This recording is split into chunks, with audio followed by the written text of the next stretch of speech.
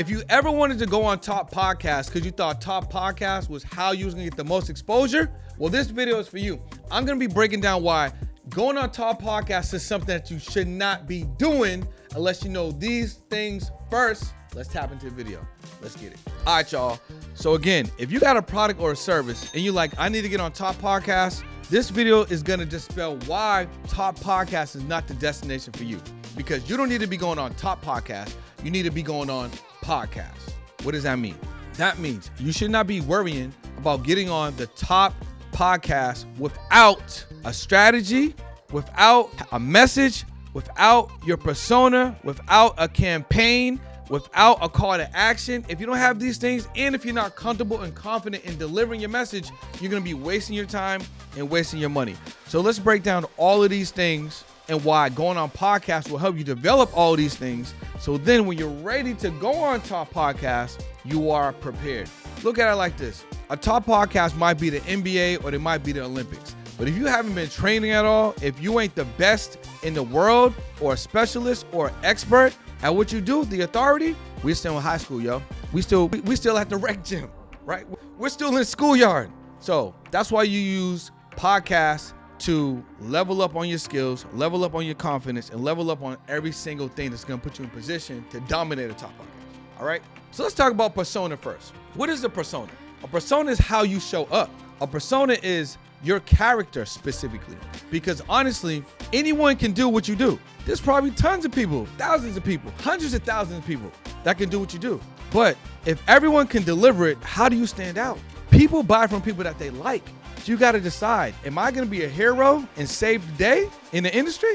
Or I'm going to be like Donald Trump, the anti-hero, the protagonist? Because I'm going to tell you like this, heroes and villains are liked. But protagonists, villains, they're liked much more because they're so polarizing. They cause you to emote. They cause you to feel. They cause you to make a decision. So you got to decide, do you want to be Superman or do you want to be the Joker? Both of them work. Just don't be in the middle because no one cares about the person in the middle at all right? So 40% of people, they rock with the hero. 60% of people, they rock with the protagonist, the villain. But either one of those is going to work. As long as you stay out the middle, you're going to be good. So a persona is deciding, am I going to be coming in as a hero in my industry, sharing information that's going to help, save, and secure and direct people in a nice way? Am I going to be coming staring up the pot and let people know, like, listen, y'all are dumb, y'all are wrong, do it this way. I don't care what this person says or this person says or this person says. You're going to be causing that controversy, but you're still going to be helping them out. The law of polarity states there's a balance, right? There's a plus, there's a minus. So being a villain, that actually like electrifies that charge, right? It gets people feeling away. So either way is good. So number one, a persona. Number two, your message. Now, the cool thing about this is you have to know what is the message. Like, what are you standing on? What's your campaign? It's like your tagline. What is your message? Is your message that all families need to be protected, so we need to get life insurance? Is your message that all men over 35 need to get testosterone so they can stay high energy, stay focused, take care of their family, be more masculine? Whatever your message is, you got to stand on it, and that has to be your campaign, meaning for the next year, I'm going to be running all my media on this campaign. This is what we're championing. This is what we're speaking about. This is the information I want to bring to the people. You have to know your campaign. So knowing your message means inside and out, upside and down, left, right?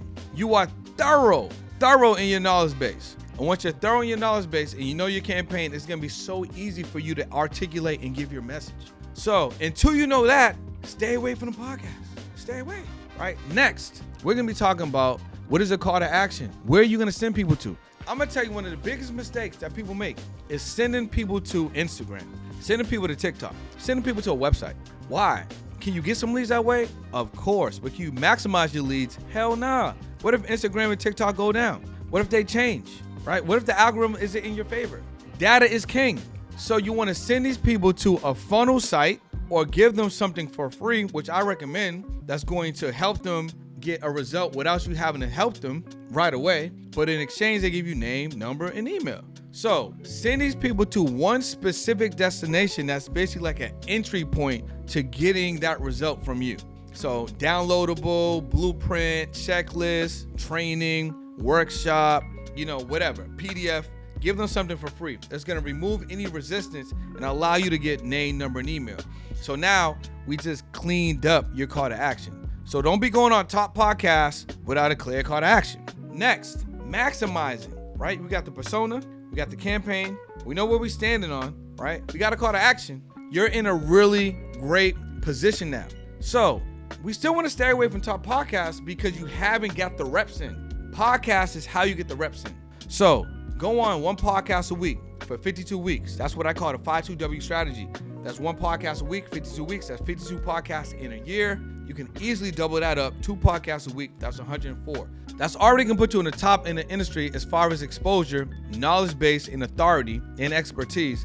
And as a result, you're going to be better at communication, articulating your message, knowing exactly how to answer questions, and knowing maybe what you want to get people to understand, your POV, your point of view.